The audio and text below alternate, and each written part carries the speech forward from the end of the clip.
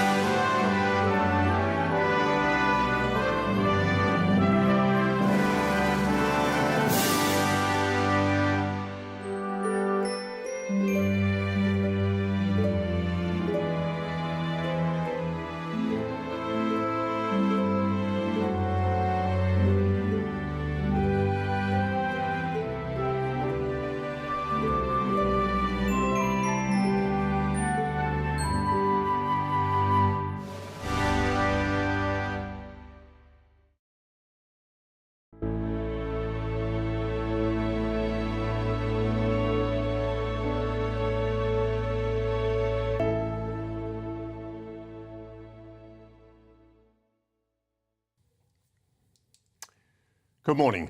You join Paul Embry and me, Michael Portillo, for a Sunday morning of reflection and conversation as the state funeral of our late Queen looms.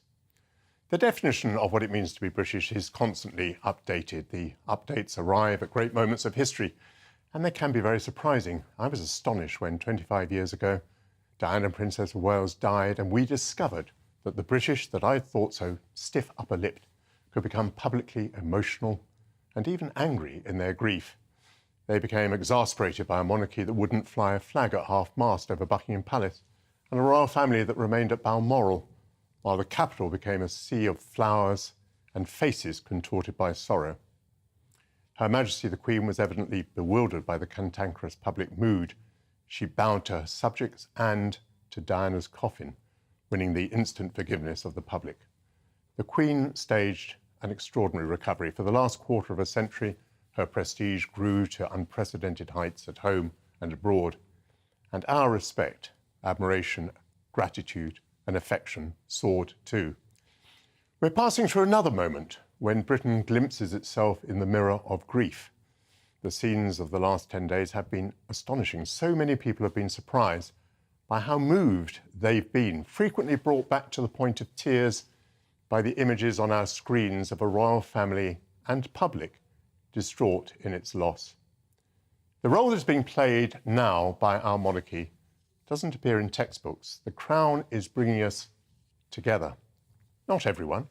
Some Britons are mystified by what's going on, but a huge number are united by the rituals of mourning, despite all the polarizations that exist in our society today. And Britain is transmitting a dignified image to the world. Other countries may criticize us for Brexit and Boris, and you have to be British to understand either one of those, but we are being lifted out of ridicule by the life and example of the woman that President Macron of France described simply as the Queen. We should embark in due course on a national debate about the monarchy. A new sovereign provides us with another opportunity to update. But as we do that, the critics of monarchy need to reflect on the scenes of recent days and on the scenes of tomorrow, when every self-respecting head of state in the world will wish to be in London. Because it's hard to figure out how any other institution or system could bring to this nation these benefits of unity and prestige. During the morning, we will bring reports from the queue, which must shortly be curtailed. We'll reflect on a week that will live in our memories forever. We'll debate what we've learned. We'll look ahead to the funeral, to the end of official mourning. We will think about the future shape and role of the monarchy, and indeed anticipate the return of British politics, which paradoxically have hibernated over the summer, but must now resurface and smell the chill of winter in the air, a winter of fuel bills and discontent.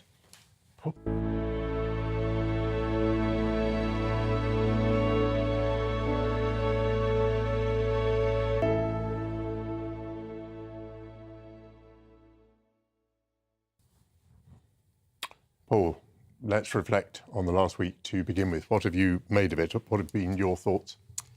I think the first thing I would say, Michael, is the thing has gone largely like clockwork, hasn't it? Which, given the state of modern Britain, is a little bit surprising, I have to say, because nothing really seems to work very much anymore. You can't see your GP, you can't get a police officer, you can't get a passport, a driving licence and so on. And I've said on the show previously that the whole country over recent months, the last couple of years maybe, has had a bit of a sense of the last days of Pompeii about it. So I say it's surprising. Actually, it's not surprising that it's gone like clockwork, really, because these plans have obviously been in place for many, many years.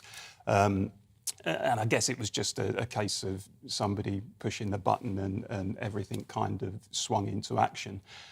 And naturally, with the emergency services involved, with the military involved, you would expect things to happen as they should happen, and they have done. But I was interested in what you said in the introduction about the fact that there are unquestionably some people who are a bit mystified, are a bit bewildered by the whole spectacle, and we must remember that, and we must give the space to those people to be able to articulate those views.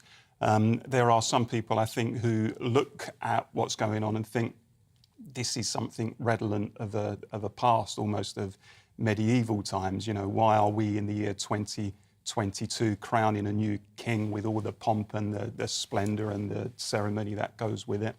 And that debate, I think, is going to be had, and it's right and proper that it is had. But broadly speaking, I tend to agree that I think it has...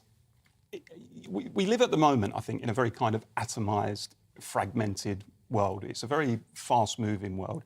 You know, the impact of the global market, the way that people are now interconnected around the world, the way that people and capital and business can move around the world so quickly.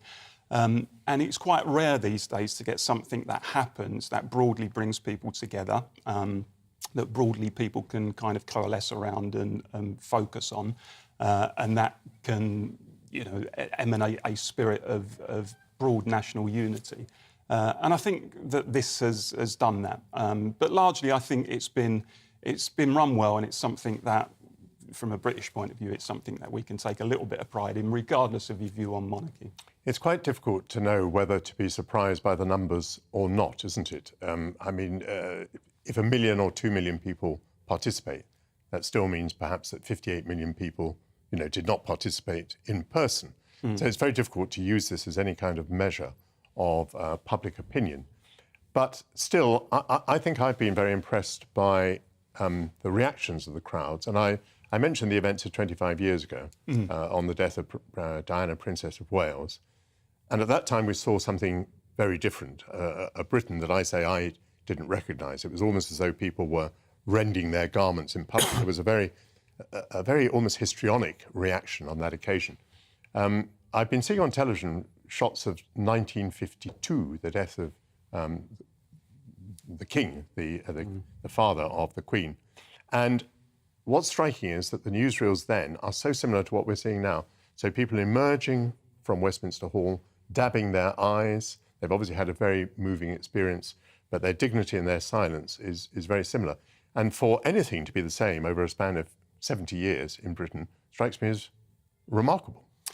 And I think one thing that I noticed, there was clearly a stipulation that people filing past the coffin were not allowed to get out their smartphones and take pictures or record the event and so on.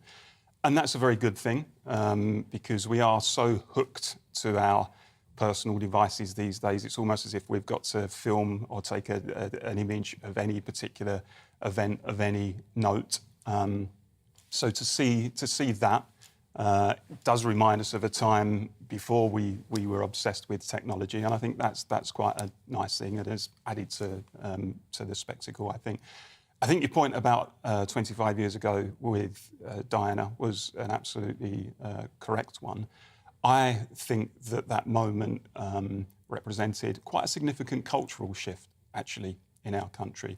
I think prior to that, broadly, we had been a country that was famous for the stiff upper lip, the famous British reserve. We were very kind of stoical, keep calm and carry on.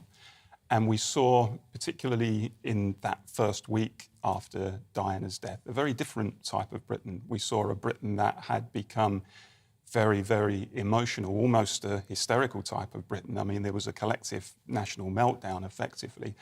And I think there were, and the impression was given that everybody was buying into this, the whole country was feeling this.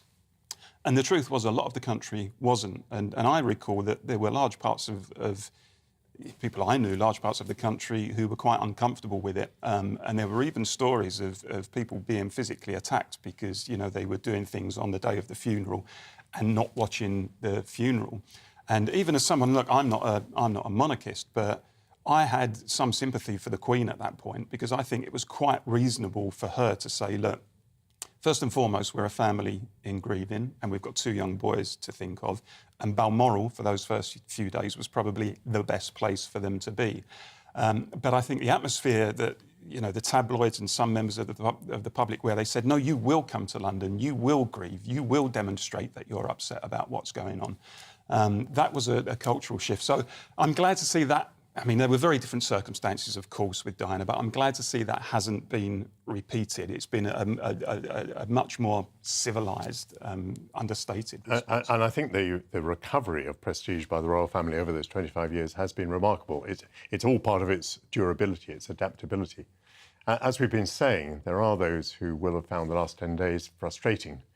Television studios have been dominated by presenters in black, mourning the late Queen, as though Britain were unanimous in its support and for and love of monarchy. Of course, it isn't quite so. We're not unanimous on anything, and that is our democratic right. And we British exploit that right to hold strong convictions on either side of the question. And the monarchy has survived by remaining the same in its essence and changing enormously in its appearance and its manner. And we saw it continuing to change yesterday as the King and Prince of Wales arrived unannounced and unexpected at the queue, that mesmerisingly long line of people braving the elements and exhaustion to bid goodbye to the Queen. What new does King Charles III bring to the throne? Will he have less licence than his mother? Can he reproduce that combination of pomp and informality that she did? How must the King adapt? Fewer homes, fewer staff, less public money, fewer roles?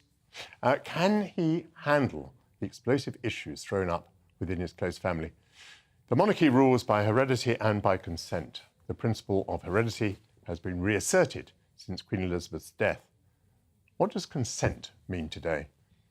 I'd be very interested to hear your views on that, Paul. That's a big question. I think with the monarchy, it's not an explicit consent, is it? In the sense that we don't have a referendum every few years to determine whether or not we still want to have a monarch. But there is very much an implicit consent, I think. There's a general mood in the country, and I think the polls generally represent this, which shows a decisive majority in favour of the principle of monarchy. And of course, you know, monarchy has nothing like the powers that it once had. I mean, it doesn't exercise anything like the political power that it once did. And therefore, I think people are prepared to go along with it. And when you factor in the pomp and the ceremony and how it presents Britain on the world stage, I think broadly, I mean, I'm a Republican, but I completely accept that. I think by and large, people think it is broadly a good thing. And I don't see that changing anytime soon.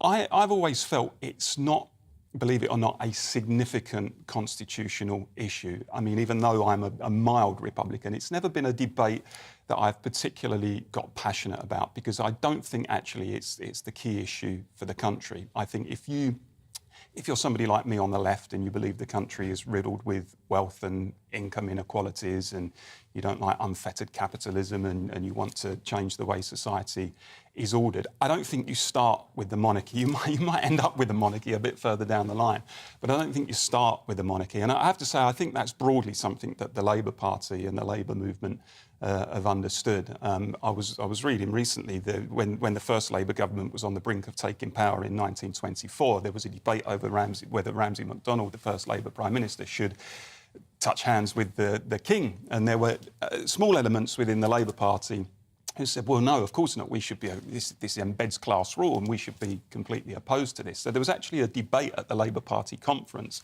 There was a motion moved, I think, by Kensington constituency Labour Party saying we shouldn't recognise the monarchy, we should campaign for a republic, etc. And all of the Labour big guns came out and said, look, this really is not the issue at the moment. And George Lansbury, who later became a Labour leader, said to the conference, what on earth are we doing fooling about with constitutional issues of no importance?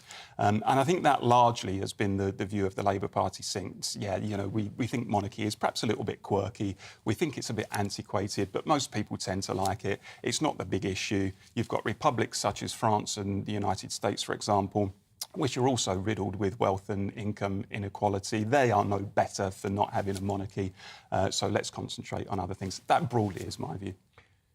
I think consent does play a part. I mean, you can look at this historically, because from time to time in our history, our long history, consent has been withdrawn. Obviously, in the case of Charles I, it was withdrawn.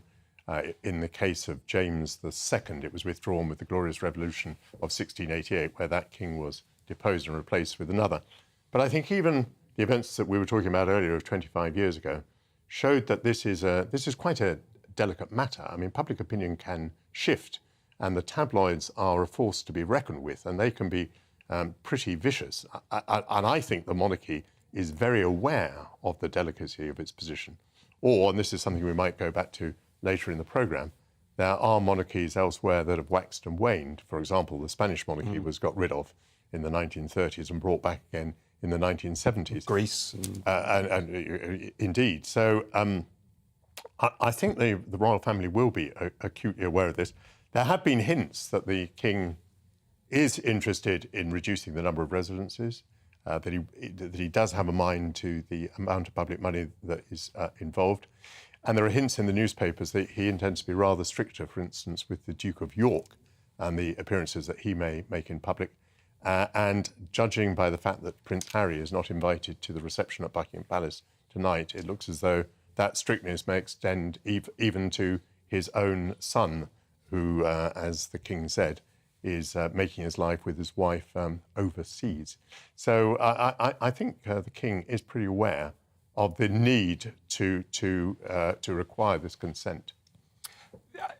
I think one objection that people do raise to the monarchy is what they see as the hangers-on. I think people had tremendous respect, many people, for Her late Majesty, and even for Charles and some of the immediate family. I think, for example, William and Kate garner quite significant respect among people. I think when they look at the fact that there are a number of people beyond that who seemingly are on the payroll and live very lavish lifestyles, I think that's where let's say, the elasticity of that consent can potentially be broken. So I think there's an argument to say that actually, yes, we should be brought into line with constitutional monarchies on the continent, for example, and be much more streamlined. And I think also, when you look at the debate, for example, around Harry and Meghan and the Duke of York, people say, well, actually, when you look at some of their behaviour, do we really need to be maintaining these people as well? Do we really need to be venerating these people? Do we really need to be treating these people with respect? Should they be playing such a central role? I mean, clearly the Duke of York and Harry and Meghan are now playing very much a backseat role. But examples like that, where people do nothing to enhance the image of the monarchy or the standing of the monarchy, I think lends itself to the argument that it should be much more streamlined. But there's another debate, isn't there, which says, well, OK, if you're going to be a constitutional monarchy and if you're going to have a monarch, you might as well go full on. You might as well do the whole thing. You might as well be as grand and as ostentatious as possible, because that puts our monarchy above all monarchies and attracts greater respect on the world stage. So there's that too. Later in the programme, we're going to attempt a little bit of comparison between monarchies around the world.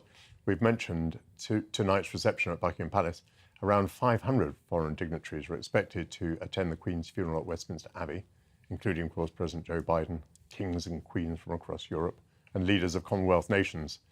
Let's now go live to Jeff Moody, who's in Westminster, to tell us more. Jeff, have you been witnessing the arrival of these dignitaries?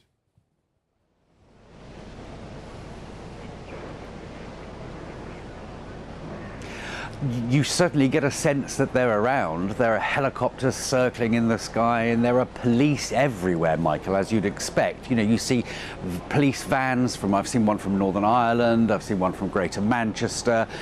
They're everywhere. The security is as tight as it possibly can be in London, because, as you say, 500 world leaders all in town now. We've seen pictures of them arriving. President Biden is here. We've seen Emmanuel Macron is on his way. Jacinda Ardern has been here. Justin Trudeau, who made that beautifully emotive speech, didn't he, just after the Queen died, he's in town as well. They're all attending this big meeting in Buckingham Palace tonight, that the King is hosting, this reception. But of course, it's very interesting who isn't here. The Chinese in particular. Now, they are sending Wang Qishan. Now, he is the vice president of China, and that might sound quite grand, but China has lots of vice presidents. If they were going to send anybody other than Xi Jinping, you'd think it would be Li Keqiang, he's the prime minister. He's the most senior underneath Xi Jinping. But they're sending somebody who was actually quite minor, and there's a reason for this. There's been this tit for tat, hasn't there, between Britain and China for several years now, since 2018, after it was discovered that we think, allegedly, up to 1 million Uyghurs have been detained in Xinjiang, in the northwest of the country. And Britain has been very vocal in standing up against that. And that means that the Chinese, in turn, have sanctioned certain British politicians and have now been banned from the House of Commons. So the Chinese delegation were told, yes, Xi Jinping, you're very welcome to come to the funeral, but you're banned from going into the House of Commons, into the Palace of Westminster. And of course, it's in Westminster Hall that the Queen is currently lying in state. Well, that is playing very, very badly amongst the Chinese. Hence, they're sending somebody who is actually quite junior in the pecking order of the Chinese government. And I'll tell you why. The Chinese, for them, losing face is the most important thing. Losing face and saving face is such a crucial part of their character. And they get terribly upset and terribly offended if they're caused to lose face. There was a very famous example a few years ago in the Rose Garden at the White House when George W. Bush was attending a press conference with the president of the day, Jiang Zemin. And Jiang Zemin went to walk off in the wrong direction, and President Bush put his arm around him and sort of pulled him back. And the Chinese were horrified by that. They were deeply insulted and deeply offended, because all he was doing was moving him in the right direction. But the Chinese felt that President Bush had caused their leader to lose face, and they were very angry. So the fact that Xi Jinping has been invited but told, well, you can't go to the lying in, you can't see the Queen, that's caused huge offence in China, and that's why they're sending somebody who's very, very low down the pecking order. Of course, President Putin is greatly offended as well. He's described it as blasphemous that he's not here. I mean, blasphemy is a term that we use when we're talking about insulting somebody's gods or somebody's religions, isn't it? He says it's blasphemous, and he said that Britain is meddling in geopolitics. Make of that what you will. I really don't think that the British public, especially with the cost of living crisis, would have the appetite to see President Putin walking through the streets of London, can they? But the Chinese thing, I think, is something to watch, because the Chinese are deeply, deeply offended that Xi Jinping won't be here representing the nation. So it'll be interesting to see what happens with the Chinese over the weeks and months to come. Jeff Moody, outside the Palace of Westminster, reporting on some very remarkable diplomatic events, and it's reported that the British establishment, whatever that is, has been leaning on the Speaker of the House of Commons and the Speaker of the House of Lords over this Chinese matter. Well, as those heads of state descend on London for tomorrow's state funeral, let's think about the role of monarchy in British diplomacy.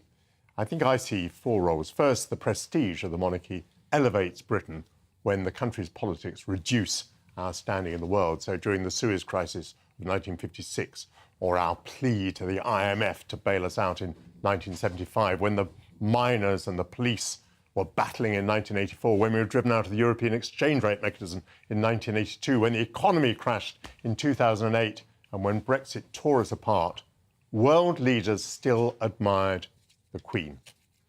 Second, the monarch leads the Commonwealth and builds a relationship with those countries, and that's of far less interest to politicians than it is to the royalty. Third, an invitation from the monarch remains the best ticket in the world and is dangled by British governments before the hungry eyes of American presidents and traded for diplomatic favours. And fourth, the Crown may be asked by the government of the day to undertake particular diplomatic missions. The Queen rebuked Ian Smith when he led the Rhodesian Rebellion for being disobedient to the Crown. Her Majesty went to Ireland in 2011 to make peace, even shaking hands with Martin McGuinness, who had been a leader of the IRA. Let's talk about the diplomatic clout wielded by the monarchy. Paul, what's your reaction to what I've just said? I think there's a danger sometimes. The monarchy has to judge it right. If it is seen to be interfering explicitly, then I think it undermines its own argument that the monarchy is above politics and it's there only for reasons of stability and ceremony and so on. And I think possibly there's a couple of examples where the late Queen maybe came close to stepping over the line. I think Which are they? I think the Belfast Agreement in 1998, the Good Friday Agreement, where I think I'm correct in saying that she welcomed the agreement even before it had been put to a referendum. And of course, that was not overwhelming in that referendum. There were elements who were opposed to it. And I think that some who were opposed to the Belfast Agreement, whether they were right or wrong, probably had an argument to say, look, that was a transgression on the part of the Queen. I think the events in Australia in 1974 with the Gough Whitlam Labour government and the Governor-General who dismissed Gough Whitlam on the say-so, of course, of the Queen acting in the... Dismissed the Prime Minister of the day. Dismissed the Prime Minister of the day. Now, there's an argument to say that because there was effectively gridlock in Australia and because of the internal turmoil that was taking place in Australia at the time, somebody had to do something, and that was probably true. But if you can imagine you were an Australian, especially if you were a Labour voting Australian, and you saw this hereditary monarch from the other side of the world effectively with the stroke of a pen dismissing your Labour government, you can understand possibly why they may have taken umbrage to that. And I think we should say, of course, that Her Majesty, I think you make very good points. Her Majesty may have been ill-advised in these cases, and I would mean that literally. That the advice that she received was not the correct advice. I mean, even on the Belfast Agreement, which most of us say, well, of course, that was a very good thing. Of course, the Queen should have welcomed it. You're right, it is controversial. One of the most remarkable examples of this was when Chamberlain returned from Munich with his piece of paper and was welcomed onto the balcony of Buckingham Palace by the King and Queen. And of course, the Munich Agreement was an extremely controversial matter. For example, opposed by Churchill, who would become Prime Minister not much more than a year later.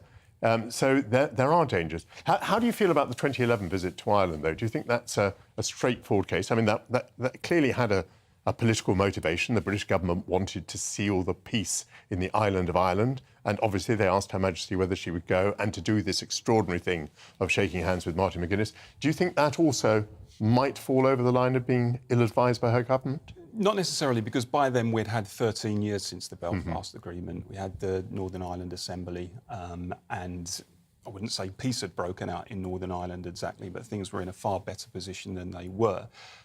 So I think that move at that time was probably a sensible one, regardless of people's views on the original Belfast Agreement. I think, given the mood of the moment, I don't think it was particularly controversial. In many respects, I have to say, I think probably the greater concession was made not necessarily by the late Queen, but by the Duke of Edinburgh, because he also shook hands, of course, with Martin McGuinness, and it was his uncle Mountbatten, famously, who had been murdered by the IRA off the west coast of Ireland in, I think, 1973. So he had obviously been, he was a beloved uncle, so he had obviously been personally touched by it. So in many respects, the more symbolic meeting, I think, was probably between the Duke of Edinburgh and Martin McGuinness. And then, of course... Allegedly, Her Majesty, when asked by Martin McGuinness how she was, said, alive. Still alive. It's an interesting thing to say to very Martin McGuinness. Point. And of course, then Prince Charles, as he was at the time, met met Jerry Adams. And I think the meeting last week between King Charles and the Speaker of the Northern Ireland Assembly, Sinn Féin's Alex Maskey, and of course Michelle O'Neill, the leader of Sinn Féin, was quite interesting because it was documented, it was on film, and it was clearly a very warm exchange where the Sinn Féin pair expressed their deepest sympathies, and King Charles spoke quite warmly to them in return. The idea that that would have happened probably even 10 or 15 years ago, let alone 20 or 30 years ago, was unimaginable. Now, there's a whole debate about whether we're in a better place in Northern Ireland compared to where we were. But given that, you know, there is a peace process in place, I don't see how the monarch can avoid now not meeting, for example, the First Minister in Northern Ireland. I mean, that seems to me sensible. And Liz Truss is meeting the Taoiseach today to talk about the Northern Ireland Protocol. But it's time now to get a news update with Ray Addison.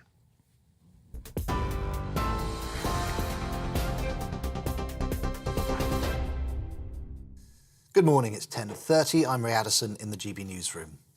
A minute's silence will be held at 8 o'clock this evening to reflect on Queen Elizabeth's life ahead of her state funeral. Thousands of people are still lining the streets of South London, hoping to file past Her Majesty's coffin to pay their respects before the lying in state ends. Westminster Hall will close to the public at 6:30 tomorrow morning. The estimated wait time at the back of the queue is currently around 14 hours, but the mood is still positive. It's been really, really lovely, and you know, it's one in a lifetime. So it's an experience, it's history. So I'm really proud to be part of it.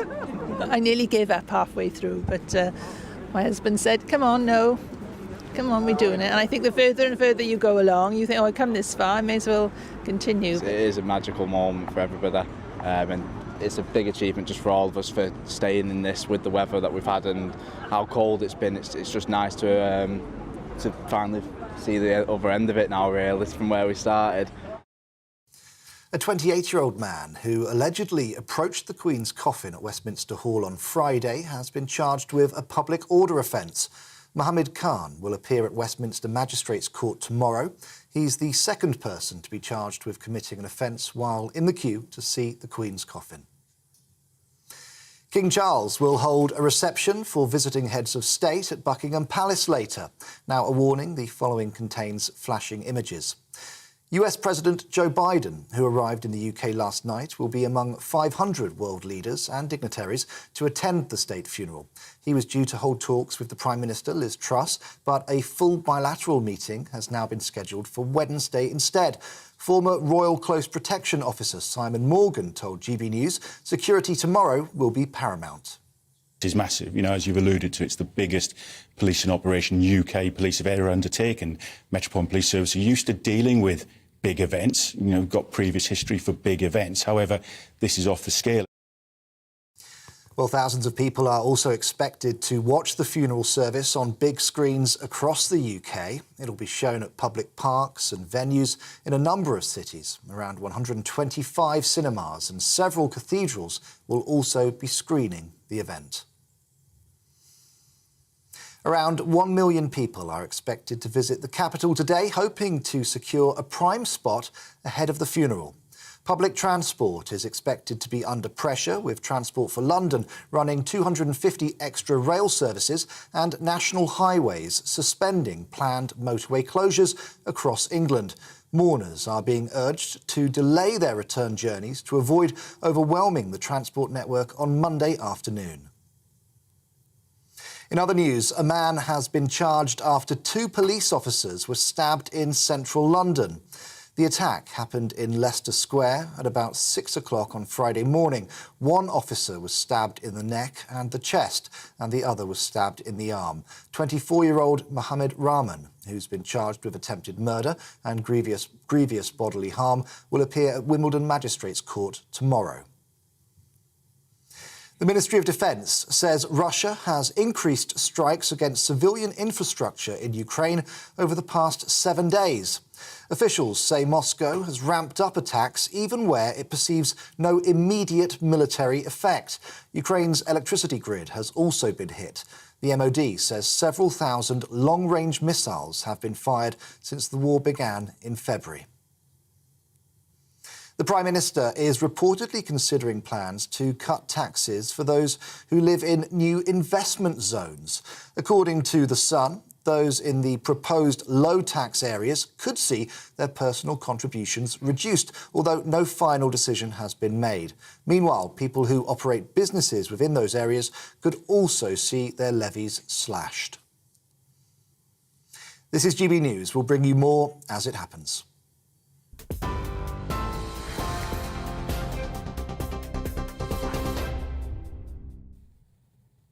You're back with Michael Portillo and Paul Embry. Well, despite the scenes in Britain in recent days, globally, monarchy has been in retreat. There are no longer kings, emperors or tsars in Germany, France, Italy, Greece, Portugal, Albania, Brazil or Russia. The United States and India have shuffled off the British crown. But the British monarchy is hardly alone. There are sovereigns in Qatar, Bahrain, Saudi Arabia, Brunei and Thailand. The Danes, the Dutch and Norwegians keep a monarch, and even Monaco has a crown prince. Spain, which abolished its monarchy in 1931, restored it in the 1970s. Let's reflect upon the monarchies around the world. Paul, shall we start with a monarchy that's a bit different from ours, Saudi Arabia? Yeah, I mean, some of them are despotic, aren't they? We need to be honest about that. I mean, some of the absolute monarchies, to use the term, around the world, most people, I suspect, would not want to live under that sort of rule. I mean, look, it's fair to say that as a constitutional monarchy, the United Kingdom's in a very different position. We have democracy and the right of government to exercise power, some of which are vested in the monarch, but exercised through the royal prerogative. So it's a very different setup to that in Saudi Arabia. But I think also, Michael, it's worth discussing at what point does, and you talk about Saudi Arabia, there are probably other examples we could use. At what point does respect for the monarchy and admiration for the monarchy slide into either idolatry, the sort of thing we see with the glorious leader in North Korea? You want a situation, I think, where if you have a monarchy, then yes, there has to be a degree of respect and admiration, but I don't think you want idolatry. And I don't think you want that kind of iron rule that some monarchies have. So we're in a better position to the likes of Saudi Arabia. But I guess the Saudis are attending. They're not on the banned list, are they, despite the controversies of recent years in which the royal family there has been involved. And that's an interesting point, because when I think it was King Abdullah of Saudi Arabia died a few years ago, the whole British state, including the royal family, was very quick to lower flags on public buildings, including Buckingham Palace, to half-mast. And I think it was evidence of the fact that actually our foreign policy is pretty hypocritical. Let me reflect for a moment on the Spanish monarchy, which I think is a very interesting case. Abolished in 1931, then a dictatorship comes in from 1939, from the end of the Spanish Civil War. And it is actually the wish of the dying dictator, General Franco, that the monarchy should be brought back, and it's brought back in the person of Juan Carlos. But he, meanwhile, although he's been groomed by Franco, has had his own ideas and is not going to continue the dictatorship, and introduces a constitutional monarchy and reintroduces a democracy, for which he got a very large number of points from the Spanish public. In 1981, there's an attempted military coup, and the king goes on television very, very quickly, dressed in full military regalia, as the commander-in-chief of the Spanish forces, and orders the rebels back to their barracks, and that brings the coup to an end. So enormous prestige accrued to Juan Carlos. Unfortunately, later in his reign, he was beset by scandals, financial scandals, sexual scandals, scandals of extravagance, which led him to abdicate. He's been succeeded by Philip VI. And they used to say, and I think it's an important point for monarchs to bear in mind, they used to say that the Spanish people were not monarchists. They were supporters of Juan Carlos. In other words, they saw what that particular monarch had done for them, restoring democracy and then defending democracy. But they didn't necessarily have any deep-seated sense of being monarchical. It wasn't by a public vote or anything like that that the monarchy was brought back. I think the Spanish case is an interesting one. And I'd just like... Sorry, go on. I'm just on the... Because obviously Spain is a country you know very well. Do you think today, if Spain were a republic, with democracy and the rule of law, etc., that it would be fundamentally different as a society to what it actually is today? Do you really think the fact that it's a constitutional monarchy now has a huge impact on the day-to-day life of everyday citizens of Spain? I think the answer to your question is no. I mean, many people might disagree with me, but I rather take the point you were making earlier. But particularly in a country where, there's been a monarchy, obviously in Spain for centuries, but recently it's been as much the exception as the rule. So I think Spain probably could function without a royal family, but many people might disagree with me. I would say that in Britain, there's been this greater continuity in recent times of monarchy. I was just going to offer a comment about the Thai monarchy. The king of Thailand, Rama IX, yes, I think that's right, Rama IX, lasted 78 years. He ruled from the age of 10 to the age of 88. So I think he probably holds the record amongst monarchs. But he was replaced 6 years ago by Rama X, who is a king who is surrounded by controversy. He spends a lot of time out of the country. But any criticism of the monarchy whatsoever in Thailand is absolutely repressed. You can very easily be arrested. And when I've been in Thailand and trying to open any discussion with anyone about the monarchy, all they will say is, I am a loyal subject of His Majesty. And that's the danger, isn't it, I think, with the general principle of monarchy. There is a danger that if you put one person on such a pedestal where everybody feels some kind of moral obligation to venerate this person, and if you don't do that, you're seen as being A, out of step with the public mood, and B, very insulting. Now, of course, by and large, people who are Republicans and insult the royal family in the United Kingdom are not hauled off to the cells, although interestingly, there have been a couple of examples over the last few days where people who have argued publicly for a republic have been arrested, and I find that quite worrying. But I guess a comparison that you could draw, there are some Nordic countries have got monarchies, haven't they? Denmark and Norway and so on. And the Netherlands. And the Netherlands. If you look at a country like Iceland, which doesn't have a monarchy, is a republic, but broadly speaking, is quite a modern, peaceful, civilised, advanced democracy. Are the citizens of Iceland actually in much of a different position to the citizens of Denmark, who do have a monarchy? Because as far as I can see, they're two broadly similar countries. Both have democracy, both have the rule of law. One just happens to have a monarch and one doesn't. But I don't see that really impacts on people's day-to-day life. So I think an awful lot is made in the debate about, the value of monarchy, stability, order, and so on, which I think in real life isn't particularly borne out. I can see you're sceptical with it. No, I was simply going to say that I'm going to leave your question hanging. I think it's a question on which people will have very interesting views. But I'm going to move on. As preparations for Queen Elizabeth II's state funeral reach a climax, thousands of servicemen and women are getting ready to play their part in the late monarch's final journey. Our Home and Security editor, Mark White, reports on why the role of the military at the funeral has such historic significance.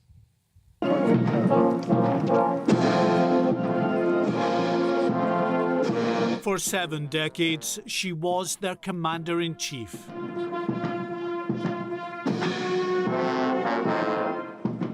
And now her armed forces are preparing to show just how much the late monarch meant to them. Meticulous rehearsals here at RAF Holton in Buckinghamshire and many military bases across the country as these young men and women prepare for what will undoubtedly be the biggest honour of their lives, helping lead the late Queen's funeral procession through the streets of the capital. Immensely proud. It's a huge honour. Having the world's eyes on what's going on is really a privilege. It's quite a humbling experience that I'm just a small part in this huge tribute to Her Majesty the Queen. It's something that I won't forget. My children won't forget. Their children won't forget. This isn't just about this generation. This will go on for so many generations, and to know that I will be a part of that history, it makes me quite emotional. It does. It kind of gets you. It does. The monarch's link to the military is profound, as of course they lead the men and women who've sworn to protect them. For the late Queen, the links run deeper still. She was the first royal to become a full-time active member of the armed forces when the then Princess Elizabeth joined the Auxiliary Territorial Service in 1945. Her own husband and other members of her family also served for a time in the forces. The former head of the army, General Lord Dannatt, still remembers the oath he took to serve the Queen on the 28th of August 1969. It's one of the things I think that sets the armed forces a little bit apart, in that when we join the Royal Navy, the British Army, the Royal Air Force, the first thing we do is swear an oath of allegiance to the sovereign, not to the government, not to the Prime Minister, not to the Secretary of State for Defence. In recent days, through the streets around Westminster Abbey and Buckingham Palace, as most of the nation slept, many hundreds of military personnel have continued their rehearsals.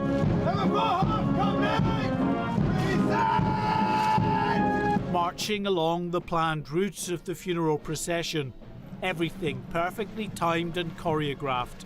The pressure to get it right on the day is enormous. I've got absolutely no doubt that they'll be very, very pleased to have been there and participating on such a momentous occasion.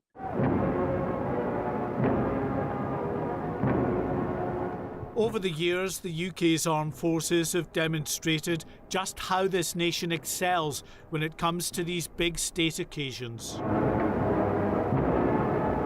But not since Winston Churchill's death have we seen a full-blown state funeral.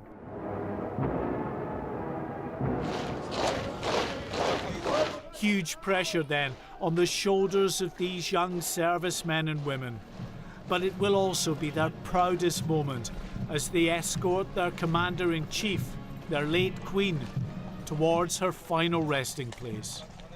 Mark White, GB News. Remarkable footage there. Well, I'm delighted to say that we're now joined by military historian Peter Caddick-Adams. Peter, people see the soldiers, the military, in their finery, some of the soldiers in scarlet, for example. Can you explain to us, are there, as it were, ceremonial soldiers, or are these people who have hurried back from service around the world? No, all the military personnel involved in the funeral and all the preparations, everything we've seen ever since Her Majesty died, are serving personnel. So whether it's members of the Queen's Colour Squadron, who are the RAF who saw her onto the aircraft in Scotland, whether it's the Queen's company of the Grenadier Guards who've been escorting her through London, they're all serving personnel. So when they take off those uniforms, they put on khaki, they put on camouflage, and they're deployed around the world just like all the personnel we've seen in any news clip. And that means they're very versatile. On one hand, they've got to do this ceremonial duty, marching to precision, as we've just seen in that clip, and the next, they're possibly in combat. So then they are twice the soldier, if you like, sailor or airman. Yeah, very well put. Paul Embry has a question. Peter, hi. I'm interested to know, when it comes to big state occasions like this, I mean, we're going to see this huge state funeral tomorrow. Is there a kind of pecking order when it comes to which regiments will play a role and why those regiments are chosen? I mean, as you touched on, the Grenadier Guards are playing a very prominent role in terms of being the bearer party. Is there any rationale behind that? Yes, there is. And I mean, if we look at the pictures of the lying in state now, you can see that the foot guards, those are the people wearing bearskins, and they're all the officers from those regiments. There are 5 regiments of foot guards, and the Grenadier Guards are the oldest and the most senior in terms of the British Army. That's why they're there, and that's why the Queen's squadron of Queen's company of the Grenadier Guards have been playing this ceremonial role. They're always picked to do that kind of duty. But that's when they're not on combat elsewhere around the world. But there are 5 regiments of foot guards, and they all play their turn in the various ceremonial things like the trooping of the colour and so on. And their Royal Air Force counterpart, as I mentioned, is the Queen's Colour Squadron. So there's always a sort of there is a pecking order because there's always something just around the corner. Let's be honest, Her Majesty could have died at any time.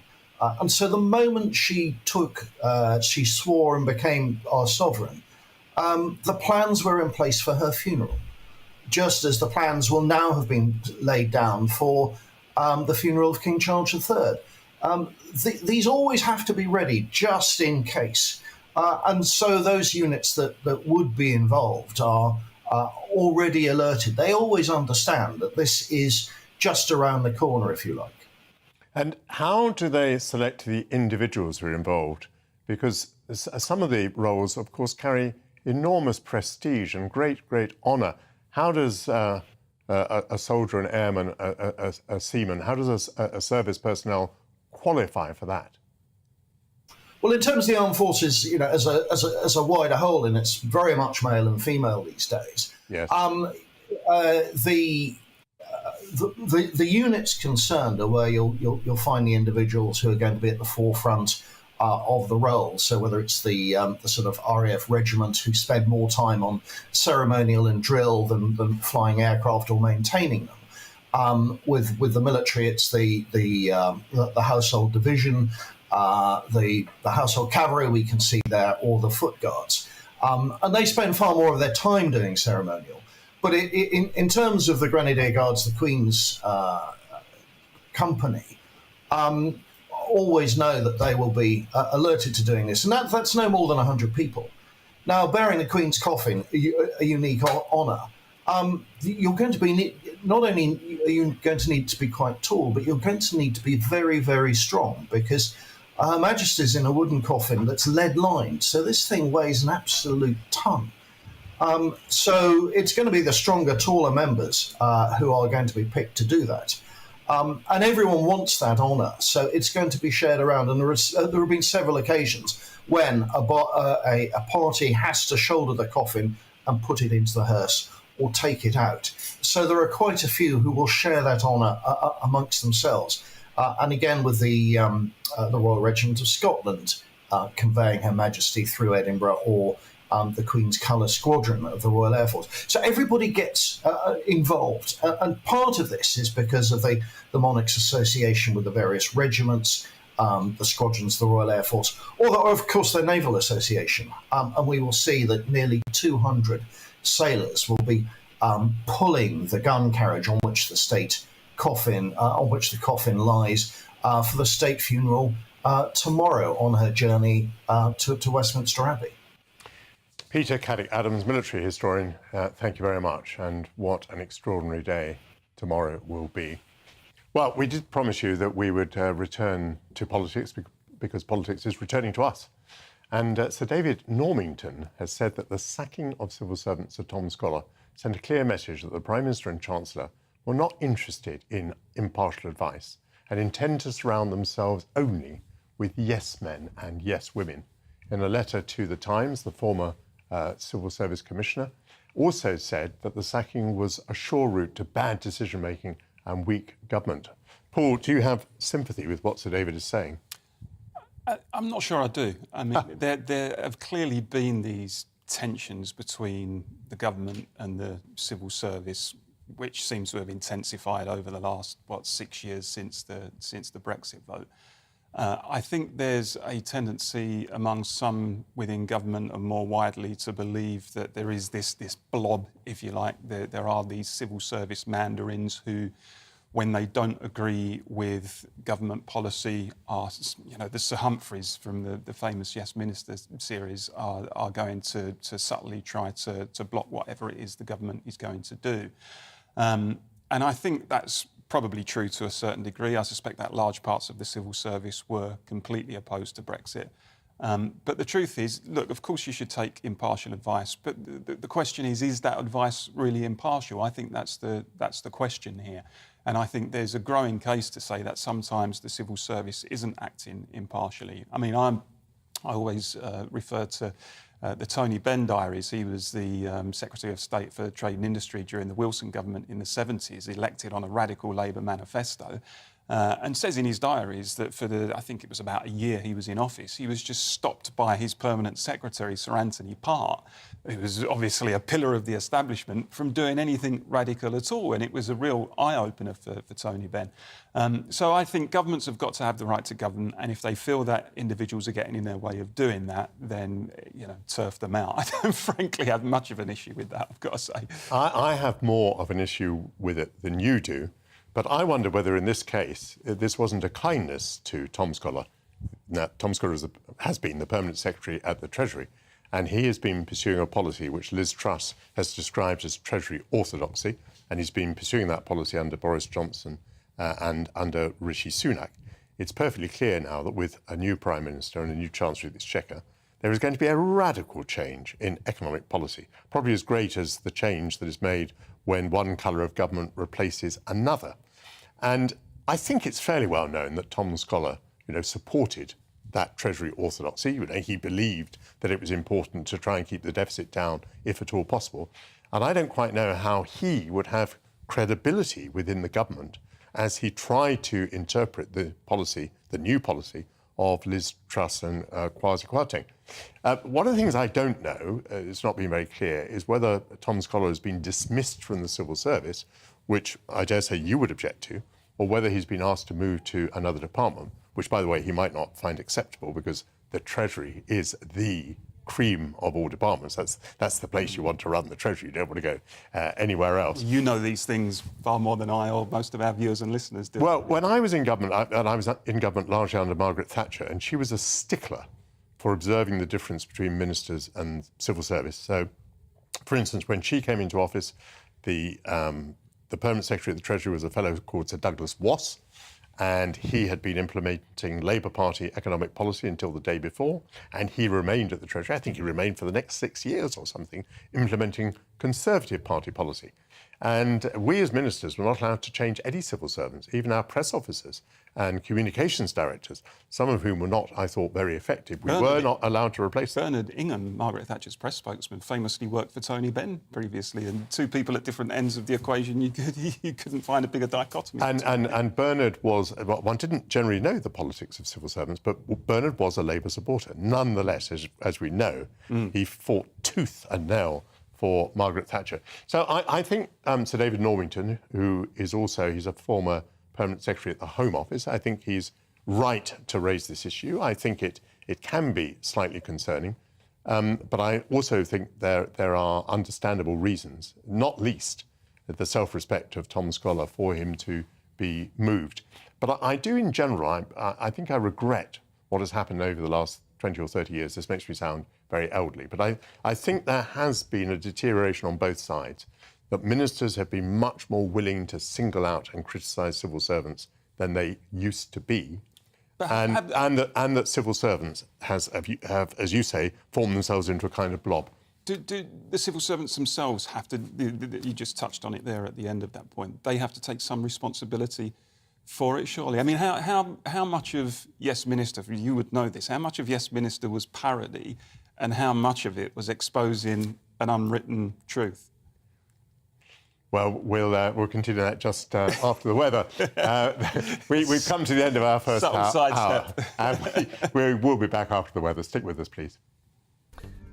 Looking ahead to this afternoon, and the UK will be rather cloudy, though mostly dry, with some scattered light showers continuing for some. Here are the details. It'll be a rather cloudy afternoon across Scotland, though there may be the odd sunny spell through this afternoon. Isolated showers will continue to affect northern and eastern coasts. Any showers will become confined to northern coasts of Northern Ireland, remaining rather cloudy this afternoon, though there will be some sunny spells. Scattered showers will continue to feed in off the North Sea across northern England. It'll be mostly cloudy this afternoon, though with some sunny spells as well. A dry afternoon for many in Wales, though there will be the odd shower mainly for northern coasts. The best chance of longer sunny spells will be in the far south this afternoon. Across the Midlands, it'll be a rather cloudy afternoon, though there will be the odd bright or sunny spell. It'll remain mostly cloudy across East Anglia this afternoon. Scattered showers will also continue to feed in off the North Sea, though these will be mostly light in nature. Across southern England, it's going to be dry through this afternoon. It will be cloudier than yesterday, with the best of the sunny spells across the southwest. Showers will ease through the evening, though they will continue for northwest Scotland. Chilly in the south with clear spells developing. That's how the weather is shaping up for the rest of the day. On Monday, we as the United Kingdom gather to mourn, pay tribute and give thanks to Queen Elizabeth II. Here at GBNews, we invite you to gather with Anne Diamond, historian David Starkey, and myself, Alastair Stewart, live from Buckingham Palace, Westminster Abbey and Windsor Castle, all day Monday.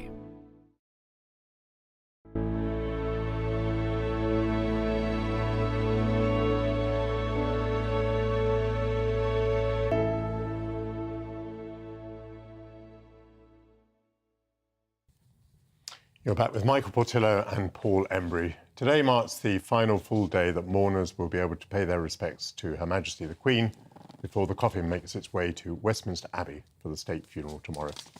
Paul Embry and I are here for the next hour to reflect on the life of the Queen, the events of the past week, and also to look ahead to the historic event that's taking place tomorrow.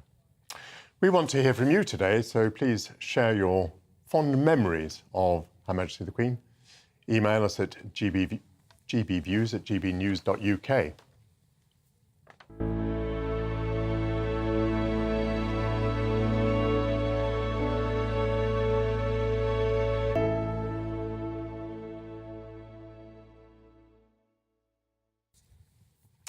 The word historic has been used again and again in the last week, but has it maybe been overused? To answer that question, we turn to historian and prolific author Dr. Tessa Dunlop for an authoritative view.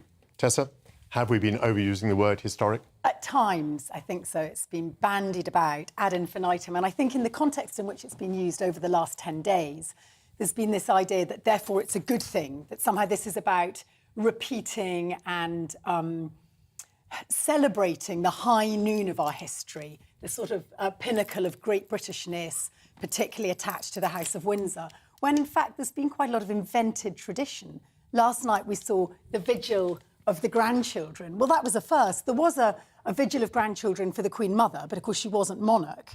We've never had a vigil of grandchildren, including, of course, the princesses before. But excuse me, don't things that happen for the first time constitute historic events? Well, then that becomes history. I agree. But what we're actually seeing is a process of nation creating. We're recrafting, reaffirming, rebuilding ideas of Britishness as we go. But I don't think, for instance, the Vigil of the Princes, again, that was referred to as historic, and that kept being used across all the broadcasters.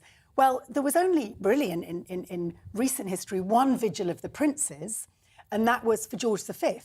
And I don't think we particularly want to recall that Vigil of the Princes because it was all about being brotherly solidarity, of course, led by Edward VIII. And we know what happened 11 months later. But you see, I think people have been using historic in a different sense. They don't mean this is something which is sanctioned by precedent. They mean this is something that we're all going to remember. It's historic in that sense. OK, so there's two different trains of thought here, and it's possible that we could broker that there's both at play. But I think definitely the idea that a lot of this is pulled from history and has historical precedent has been at the fore. Well, I'm going to go to a third party here, Michael. What do you think, Paul?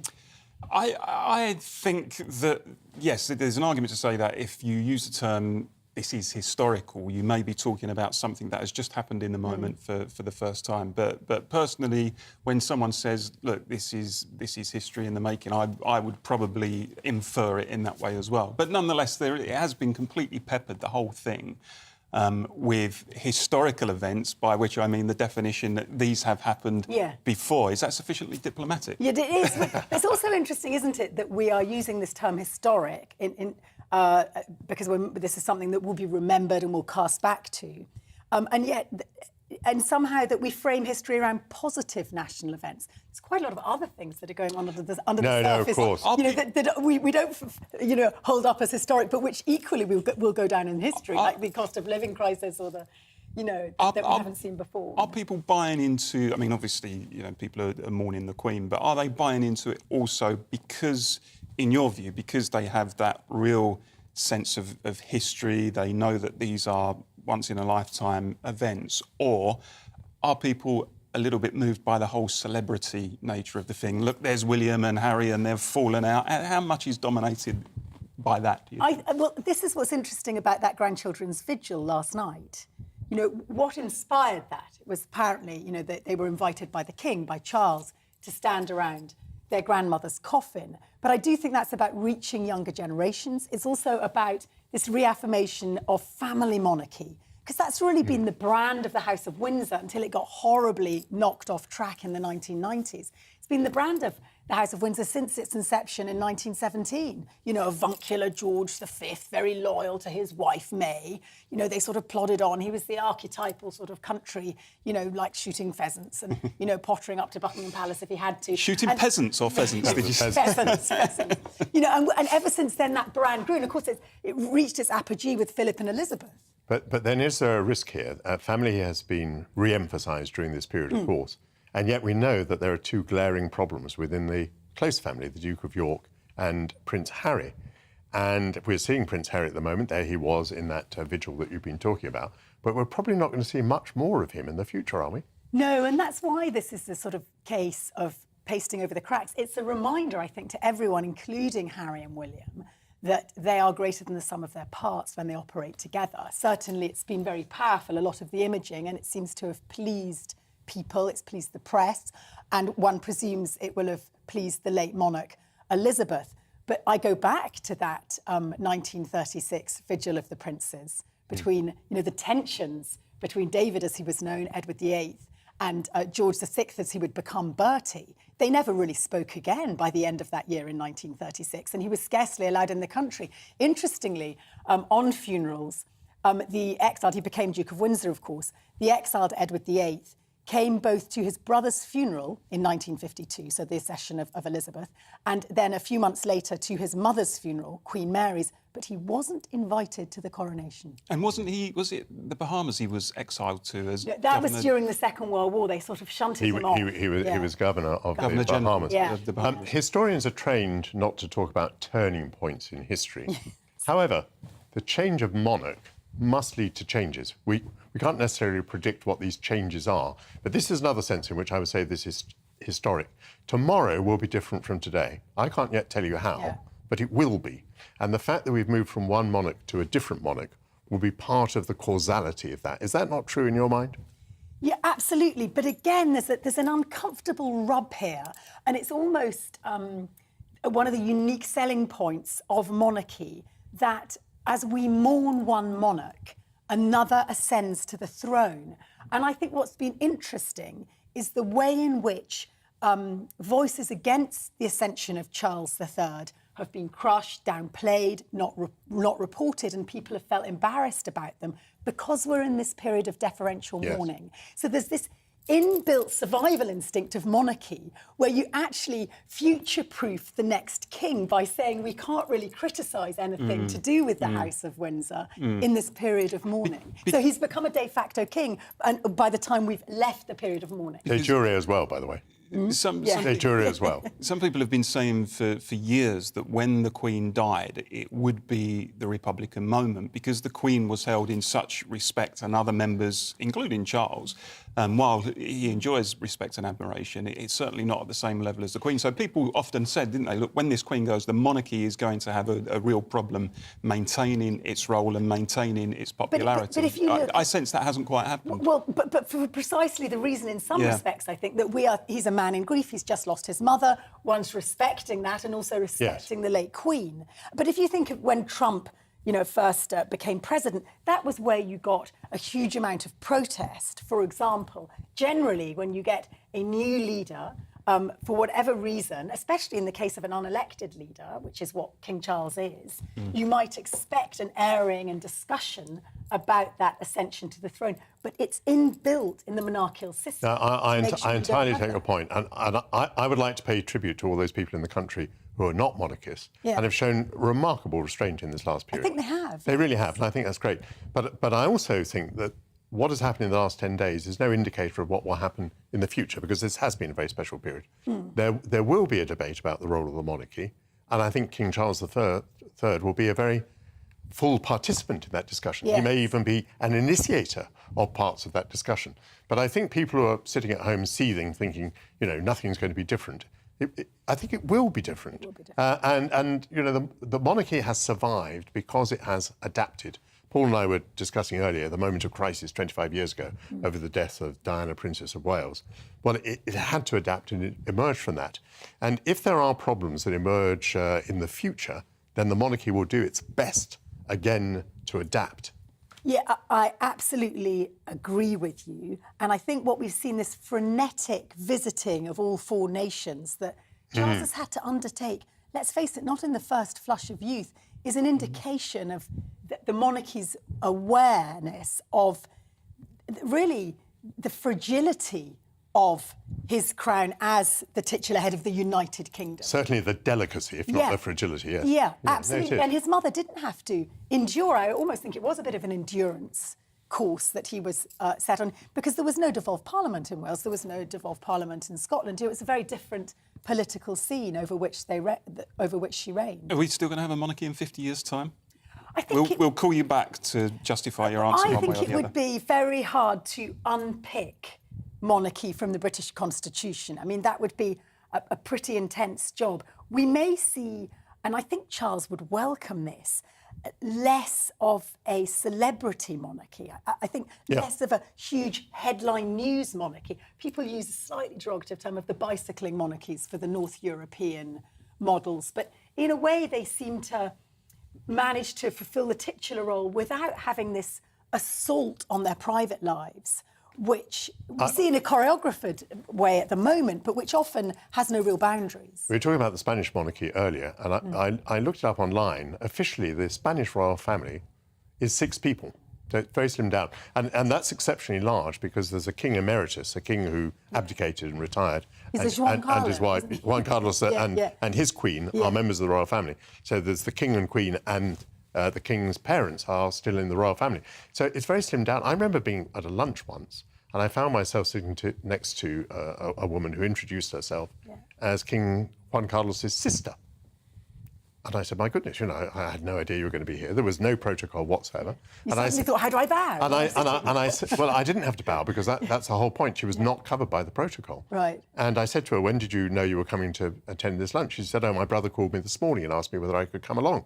Right. Can you imagine any member of the British royal family taking on an appointment at 6 hours' notice? Isn't the converse of that is if one of those, the monarch in one of those Northern European countries died, would it attract the funeral? Would it attract pretty much every foreign leader of every foreign state? You know the answer to that. Well, exactly, and that's the other argument, isn't it? Forward wind 15 years. And I don't want to dear Charles, but he won't live forever. What kind of funeral will we have then? It is partly because we were from one of the big imperial houses. If you think that the German emperor crashed out at the end of the First World War, ditto Austro-Habsburgs, likewise Russia, the Tsars of Russia. Yeah. So we're left as the one big gun. historically, and the monarchies, I mean, to an extent, Spain a little bit, but then, of course, Franco gets in the way. But the North European monarchies and so forth have never been such enormous players in more recent history. But coupled with that, you, of course, have the longevity of Elizabeth's reign. I'm convinced one of the deep appeals of the late Queen was that she ties us back to the Blitz. She ties us back to what history now calls the Great Generation. Yeah, you I know, think the it's a good Winston point. Churchill era. Yes. Will there be a monarchy in 50 years' time? I think there will be, so. but not necessarily, because any institution can be destroyed by the people who make up that institution. If there's prolonged bad behaviour, whether we're talking about a public corporation, you know, a business, or an institution like the monarchy, it can be destroyed by the people within it. Let's hope that doesn't happen. And that's what I've slightly felt was lacking over the last 10 days. I understand we're in a period of mourning and we need to be respectful, but I felt sometimes the extent of the coverage where people are just talking on national channels ad infinitum, often historically inaccurate, not well informed, when actually there are Present company accepted. Naturally, I was corrected. Did you notice by Michael very earlier? But we're doing our best. But when along the ticker tape of live news, pound crashed to 37-year low, trade deficit highest level in modern history, and I'm hearing a historian say this is the first lying of state this lying in state goes back to George V, and I think that's not even accurate. So we're hearing inaccuracies when I feel let's put it into 15 or 10 minutes and then move on to actually other big issues. And that doesn't then give the 50% of the nation who are lukewarm or apathetic towards monarchy a reason to feel angry about monarchy. Well, I think it's been marvellous to have a discussion about the word history. Tessa Dunlop, thank you very much for joining us on GB News. Well, I think there have been many acts of heroism this week. People have braved the weather and extreme fatigue, queuing in order to spend a few precious moments near the late Queen's catafalque. Let me also nominate for a little award GB News' royal correspondent Cameron Walker, who must risk suffering from exposure in his long vigils outside royal buildings, currently outside Buckingham Palace. Cameron, the King hosts a reception for the heads of state tonight at the Palace. Is it on a scale that is unprecedented, do you think? I think perhaps, yes, certainly. It's going to be the largest gathering in decades in terms of number of world leaders on British soil. We know Her Majesty the Queen continues to lie in state at Westminster Hall. It's the last full day that the public can go and personally pay their respects to our late monarch. It's 6:30 tomorrow morning before her funeral that the cut-off time is. But the time to queue now, if you're joining, is at least 14 hours long. But when I checked 20 minutes ago, the queue was actually at capacity and they weren't allowing anyone else to join it. So if we have any more updates on that, we'll bring that straight to you. But this comes as a 28-year-old man named Mohammed Khan has been charged. He's from Tower Hamlets with a public order offence after an incident at the late Queen's lying in state at Westminster Hall just before 10 p.m. on Friday night, and he's going to be appearing at Westminster Magistrates Court tomorrow. As for His Majesty the King, today he's had a pretty busy diary over the last week. Last night he had telephone audiences with a number of world leaders, including the King of the Ashanti Kingdom, President of Ghana, President of the United Arab Emirates, President of Egypt, and the Prime Minister of Bangladesh. At 12:15 today, he's going to have another audience with our Prime Minister, Liz Truss, in the 1844 room of Buckingham Palace. And then at 1 o'clock this afternoon, he's going to be receiving a couple of the Prime Ministers of the realms where he is also head of state, which will include the Prime Minister of Tuvalu, Prime Minister of Antigua and Barbuda, and the Prime Minister of Papua New Guinea. That is also going to be in the 1844 room of Buckingham Palace. And then, as we mentioned right at the beginning, that big reception at 6 o'clock this evening with a number of heads of state, a number of world leaders. We know a number have confirmed they're going to be attending the funeral tomorrow, so presumably they're also going to be coming here. There was footage of President Biden's convoy, his big motorcade, travelling through Tottenham in London last night, so no doubt he will make an appearance later on tonight. Other members of the royal family will also be at this state occasion later on today. And I think Her Majesty the Queen had this kind of soft power of diplomacy, kind of promoting British interests abroad.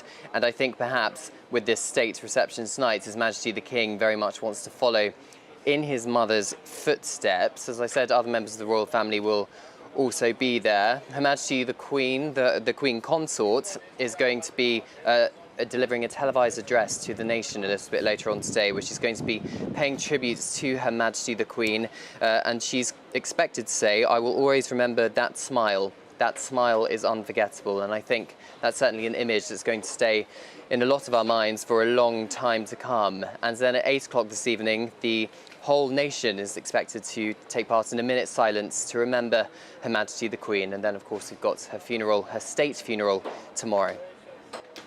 Cameron, Prince Harry will not be there this evening. How significant do you think that is?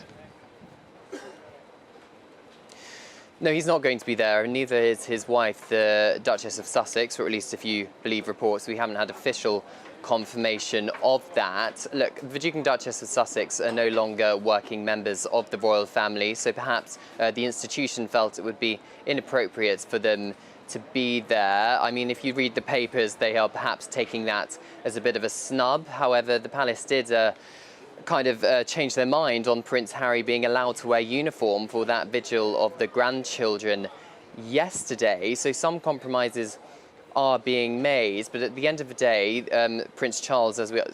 King Charles, even as we understand it, wants to very much slim down the monarchy as he gets into the swing of things in his new role. So perhaps it is only appropriate that working members of the royal family will be there this evening, but the Duke and Duchess of Sussex are expected to be at Her Majesty's funeral tomorrow in a personal capacity, because after all, the Queen was Prince Harry's grandmother. Yes, I mean, the point is, Cameron, isn't it, that the reception tonight is a highly official function. And what the newspapers are saying today is that there is really quite an important policy implication in the fact that Prince Harry has been not invited, or I think literally uninvited. The invitation was withdrawn. So this is a look ahead to life under King Charles III, where non-working royals will not be allowed to attend functions which are official. Do you see it as significant in that way? Well, I think so, and you just have to look back at His Majesty's speech on that first day when he was king, where he said he respected his son, the Duke of Sussex, and his wife, the Duchess of Sussex, and their decision to create their own life abroad for themselves. And the clue is in that line, creating their own life abroad, i.e. not as part of the firm, part as working members of the royal family. So I think it is significant that the two of them are not going to be there, as we understand it, at this reception this evening, because like you said, it's a big diplomatic occasion, a big state occasion, an official state occasion. So perhaps the King's advisors have decided that it wouldn't be appropriate for non-working members of the royal family who have created their own life abroad in the United States to attend. You speak with all the tact of a palace official. You're obviously getting into the lingo and the jargon. May I just ask you on a personal note, how are you surviving your exposure to the elements for so many days? I think it depends which location I'm in. The first day was pretty wet and cold under an umbrella. Luckily, here at Buckingham Palace, you can't see it, but I'm actually in a tent, so even if it was raining, I would be fine. It's a bit cold first thing in the morning, but you know, it's my job. I power on through and give you guys the latest royal news. And if I may say so, your heroism doesn't compare with those members of the public who've been standing for 14 hours or more than 14 hours in the queue. Cameron Walker from Buckingham Palace, thank you so much. So let's change the subject. Over in Sweden, a coalition of right-wing parties has claimed victory in the Swedish elections, ousting Prime Minister Magdalena Andersson, who resigned after her government was defeated. Leader of the Sweden Democrats, Jimmy Åkesson, said his party would be a constructive and driving force in rebuilding safety in the country, adding that it was time to put Sweden first. Where have we heard that before? Paul, what do you make of all this? It's certainly an explosive election, Michael. I mean, it's passed, I think, a lot of the media bias simply because of where we are with the Queen at the moment. But it's Sweden has long been famous for being this advanced kind of social democracy, very liberal, very progressive, a country at ease with itself. And then all of a sudden, this is a bit of an earthquake of an election where the dominant Social Democrats have just been turfed out and a right-wing coalition has taken over, including, as you mentioned in the intro, the Sweden Democrats, who actually have their roots in Nazism. And it's largely an issue to do with what has been a major talking point in Swedish society over recent years, the level of immigration, the pace and the scale of immigration, which has created a reaction in Sweden. Many people thinking the country is struggling to cope. There's been gang crime, there's been an increase in murders, etc. And many commentators are saying, brutally honestly, this election result is a direct reaction to some of those events. The Sweden Democrats are not going to participate in the government, is that right? I believe so. I believe they're working in alliance with the, I think, other three parties in the right-wing coalition without holding any formal role, if you like. But they're clearly going to have an influence. They picked up something like 20% of the vote in the election. And as I said, considering this is a party that has got its roots in neo-Nazism, for a country like Sweden, for 1 in 5 voters to flock to this party really is a shock. Or maybe, given what's been happening over recent years, as I said, maybe not so. I mean, there's commentators will tell you there's a great deal of what they call white flight taking place in Sweden at the moment from the towns and the cities where the impacts of immigration, increased crime levels are having a real impact on the local community. Seems to have been an extraordinarily volatile election with massive swings in both directions. I read that in some cities the swing was to the left. Obviously, overall the swing was to the right. It sounds like it's becoming a rather polarised society. It is becoming a polarised society, and the issue of immigration has become toxic. And I mean, I think broadly, as I've argued on the issue in this country, I think that certainly most people in Britain generally are pro-immigration. I think we're reasonably open and tolerant and liberal in that regard. I think it's the same for Sweden. But if that tolerance is taken to breaking point, if people feel that the system isn't being managed properly, if they see rapid social and economic and cultural change in their communities, they will often react against that, and it can become a running sore in society. So yes, immigration is a good thing, but it has to be properly managed, and in Sweden they clearly feel it hasn't been, and that's resulted in the government being kicked out. I ask you out of ignorance, but what has been the immigration issue principally in Sweden? I mean, is it unauthorised people arriving, for example, by boat or by convoy or whatever? Is it the sort of thing that we've been dealing with across the English Channel, or is it a different sort of thing?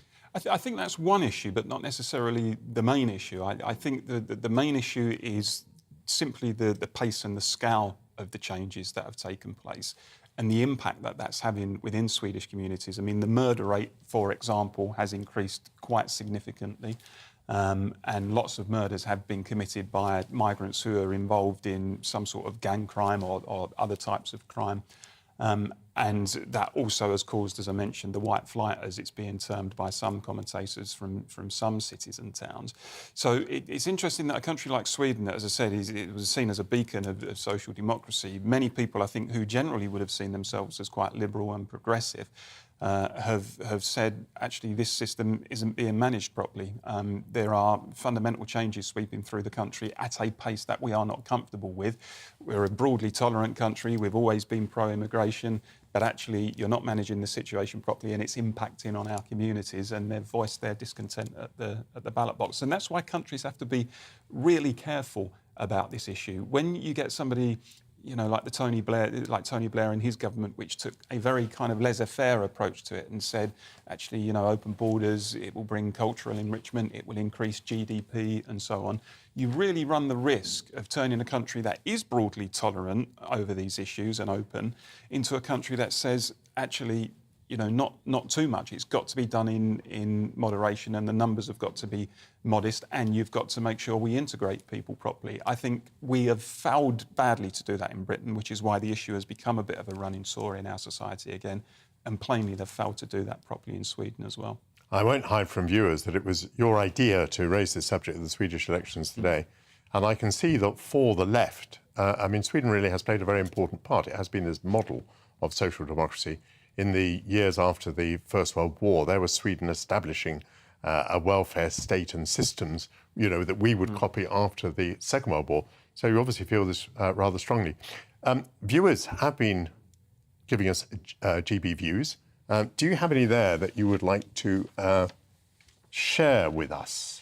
Yeah, going back to the Queen, obviously quite a bit of feedback on the Queen. Alan says, I was never a fan of the late Princess Diana. The mass hysteria of that time was embarrassing to say the least. The funeral of the late Queen is on a different level, much more respectful and much more genuine.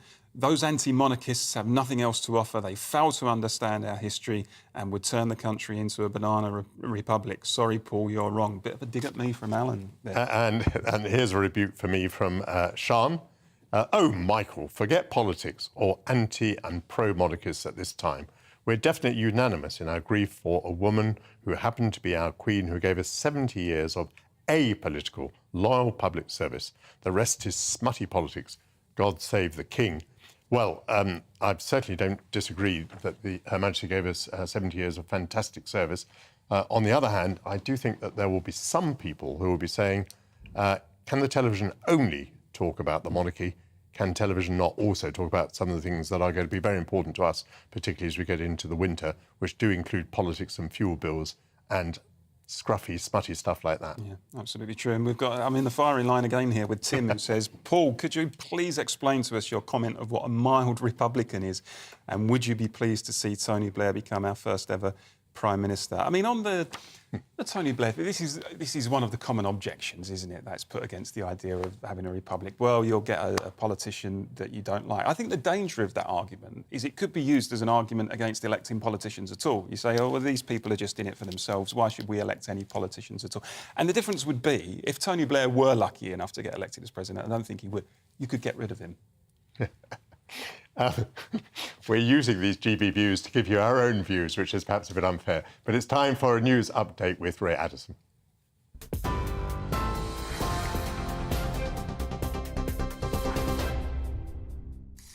Good morning, it's 11:30. Here's the latest from the GB newsroom.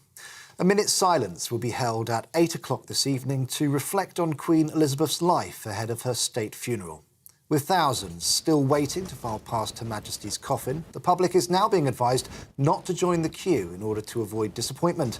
Waiting times currently stand at least 13 hours, and Westminster Hall will close to the public at 6:30 tomorrow morning. Despite the wait, the mood from those still in line is positive. It's been really, really lovely, and you know, it's one in a lifetime. So it's an experience, it's history. So I'm really proud to be part of it. I nearly gave up halfway through, but my husband said, come on, no. Come on, we're doing it. And I think the further and further you go along, you think, oh, I've come this far, I may as well continue. It is a magical moment for everybody. And it's a big achievement just for all of us for staying in this with the weather that we've had and how cold it's been. It's just nice to finally see the other end of it now, really, from where we started. A 28-year-old man who allegedly approached the Queen's coffin at Westminster Hall on Friday has been charged with a public order offence. Mohammed Khan will appear at Westminster Magistrates Court tomorrow.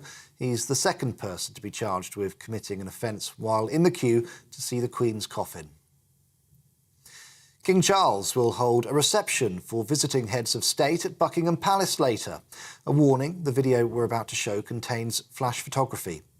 US President Joe Biden, who arrived in the UK last night, will be among 500 world leaders and dignitaries to attend the state funeral. He was due to hold talks with the Prime Minister, Liz Truss, but a full bilateral meeting has now been scheduled for Wednesday instead. Former Royal Close Protection Officer Simon Morgan told GB News security tomorrow will be paramount. It is massive. You know, as you've alluded to, it's the biggest policing operation UK police have ever undertaken. Metropolitan Police Service are used to dealing with big events. You know, we've got previous history for big events. However, this is off the scale. Thousands of people are also expected to watch the funeral service on big screens across the United Kingdom. It'll be shown at public parks and venues in a number of cities. Around 125 cinemas and several cathedrals will also be screening the event. Around 1 million people are expected to visit the capital today, hoping to secure a prime spot ahead of the funeral. Public transport is expected to be under pressure, with Transport for London running 250 extra rail services and national highways suspending planned motorway closures across England. Mourners are being urged to delay their return journeys to avoid overwhelming the transport network on Monday afternoon. In other news, a man has been charged after 2 police officers were stabbed in central London. The attack happened in Leicester Square at around 6 o'clock on Friday morning. One officer was stabbed in the neck and chest, and the other was stabbed in the arm. 24-year-old Mohammed Rahman, who's been charged with attempted murder and grievous bodily harm, will appear at Wimbledon Magistrates Court tomorrow. The Ministry of Defence says Russia has increased strikes against civilian infrastructure in Ukraine over the past 7 days. Officials say Moscow has ramped up attacks even where it perceives no immediate military effect.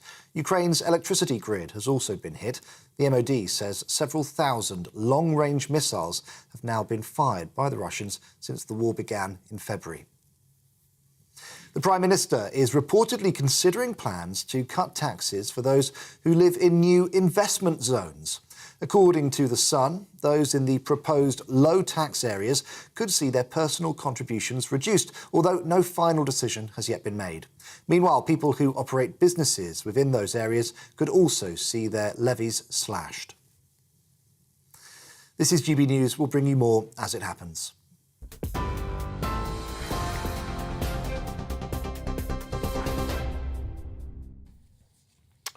The Archbishops of Canterbury and York are leading a nationwide call to ensure that no one is left to grieve alone tomorrow, urging companies, councils and public spaces to do whatever they can to open up places where people can be together.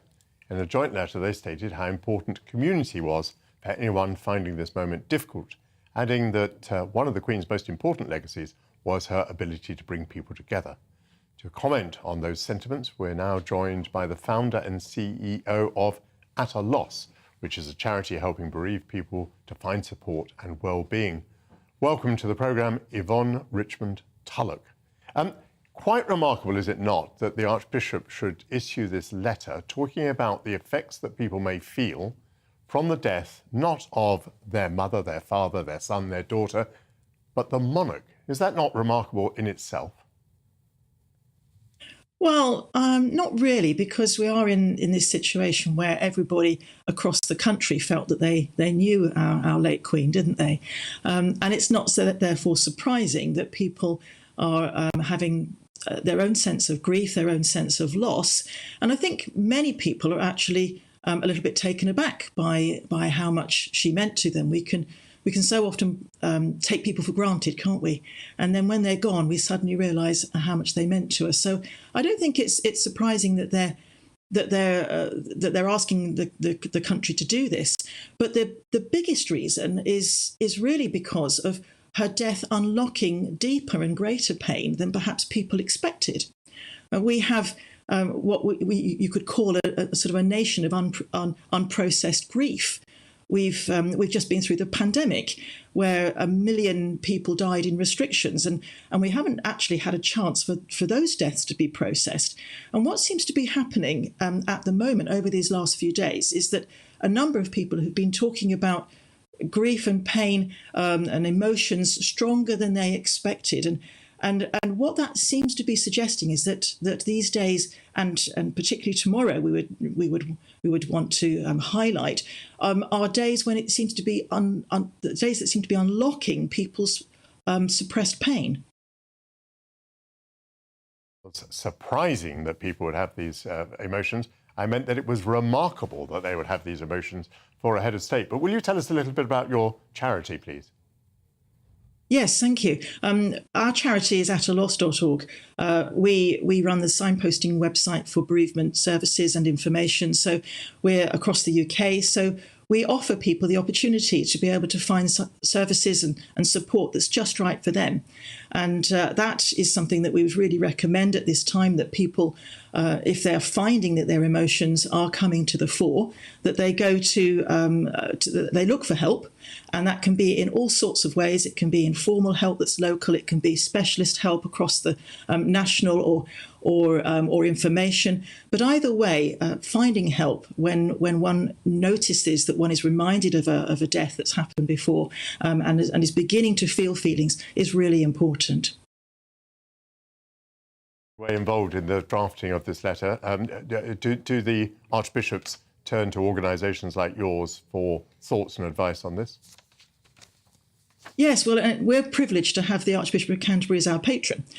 So yes, and he himself is somebody who understands grief. He and his wife lost their first daughter as a baby, and for many years he's understood how grief works, and being concerned like us at the way in which the country doesn't really recognise the long journey of grief, and how very often we can be we can think that the grieving is done up until the funeral, and by the time the funeral is over, when actually it's only just beginning.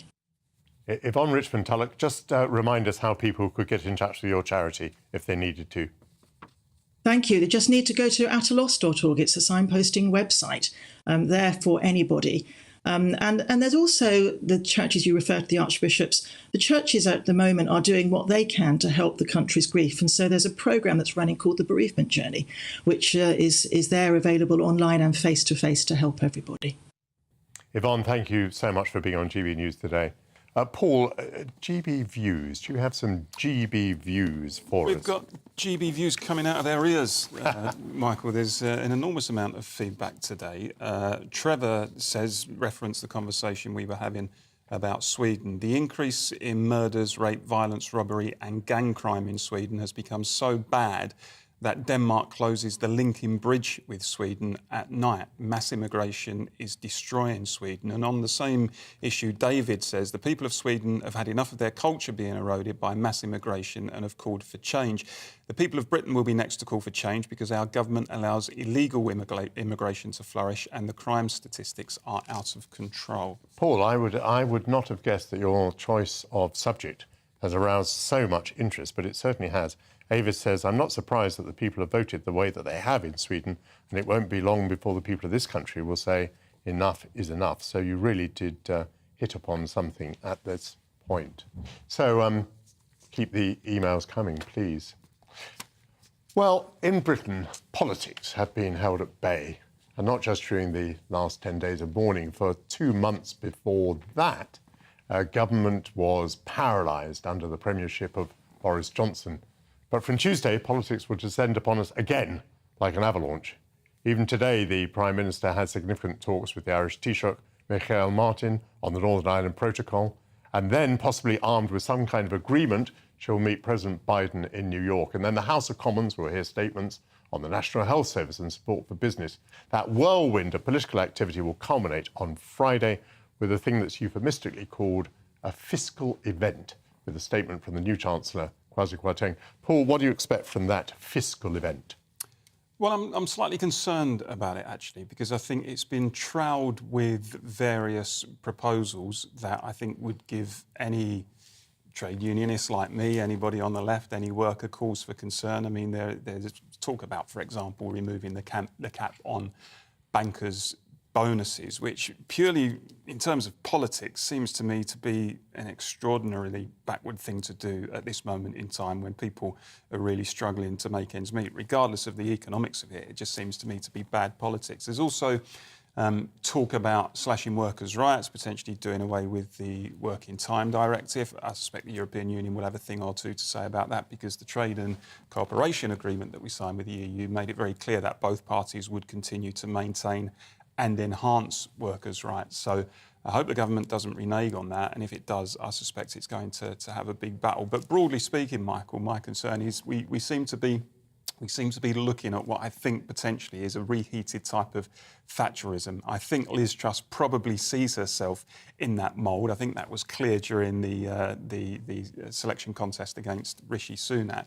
And my advice would be, were they to take it, that at the moment is the last thing that Britain needs. When we're on the brink of a recession, the last thing we need is a government that is attacking workers' rights and rolling back the frontiers of the state and essentially just allowing the market to dominate. So this kind of Singapore-on-Thames approach that Truss seems to be articulating, whether that will come out of this mini statement that we're going to see potentially, but I think that will have big consequences electorally for the Tories as well in terms of the Red Wall, who really don't want a return to that side of Thatcherism because they suffered from it before. I can see you biting to get back in at me there. No, I just love listening to you. I'm very, very happy to let it pour over me. No, but I was thinking I was one of the people who was there when Thatcherism was still bubbling on the stove before it was reheated, as you put it now. And something which is very different, of course, from Thatcherism and what you call reheated Thatcherism is the place of the deficit. I mean, you know, Margaret Thatcher was extremely strict about the deficit. She hated the idea of borrowing.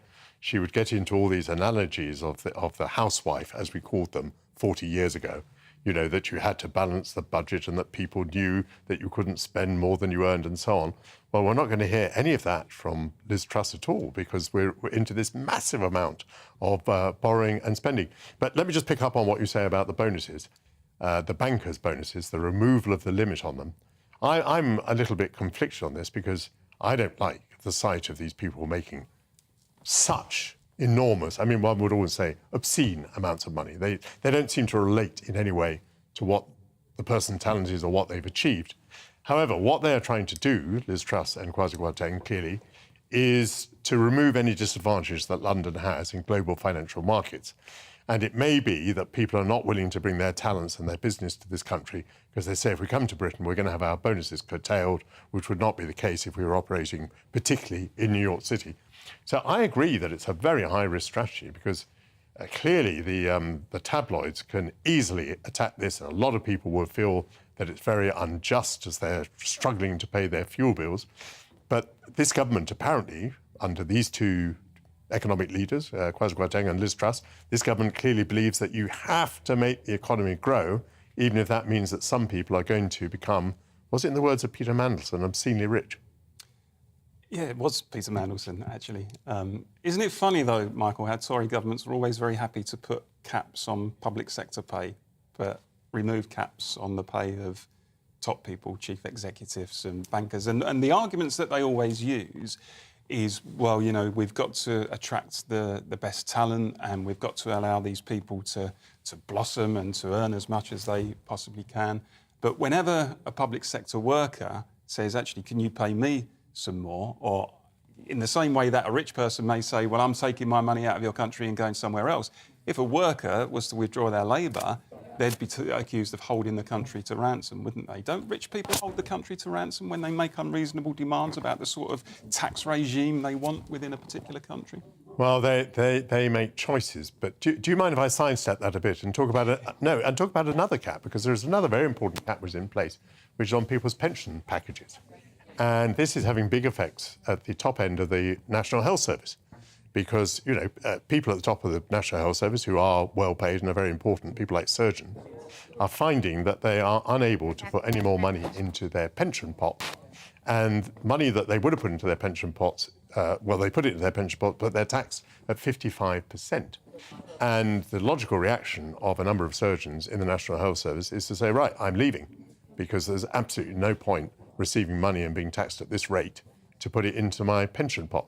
So if the government is in the mood to start removing caps, there's a very simple cap that they might be able to remove, which I think would have a more immediate effect and would certainly be much more easily explained to the public than this one. Well, I mean, it's an interesting point, and I wasn't aware of it, but certainly if that is likely to result in a situation where surgeons are leaving the National Health Service, then coupled with the other difficulties people have got at the moment in terms of accessing healthcare, the enormously long GP waiting times, the difficulties in terms of getting into hospital to have an operation, then actually that could be a real crisis. So that is one we probably do need to look at. You mentioned the Working Time Directive, and you're incensed by this, the idea that we might remove the block on hours. I've never been very clear about how effective this actually is. I mean, I work in an industry, apart from being in the studio, I tend to work in television elsewhere, and we seem to be completely unaffected by it. We you know, very long hours are expected and demanded. So is that just because, did we somewhere along the line sign a bit of papers exempting ourselves from the working time There's directive? opt-out. Individuals can opt out through their contracts of the working time directive, so they could agree that that particular directive is disapplied in their case. But the default position is that people shouldn't be forced to work, I think it's 48 hours per week. Now, it seems to me actually that that's quite reasonable. I mean, people are under all sorts of pressures at the moment. You're in a situation where once upon a time a family could have a reasonably decent quality of life on the basis of one wage earner. Invariably now both people have to go out to work, so it's not just one person working long hours, it's usually two people working long hours, having to pay for childcare. And it seems to me that the Working Time Directive was a genuine and quite correct attempt to say, look, people shouldn't be working excessive hours. That's not the sort of thing a civilised society should be looking to get people to do. And I think if the government rolls it back, I think it's going to have a fight on its hands from the trade unions. I suppose there is a counter-argument, which is that particularly at a time where people are struggling to pay their bills, why do you need to tell them how many hours in the week they can work? If they want to work more, if they want to make bonuses, if they want extra assistance from income to pay their bills, why shouldn't they be free to do so? Or at least, why shouldn't they be free to negotiate that with their employer? Why does the state, originally the European Union, have a role in all of that? Because, quite simply, I think that if you just had complete freedom, then the employers would abuse that. And unless you have that basic benchmark in place saying this is what the law says, then I think employers would just simply use the argument, well, it's a mutual agreement that we've come to.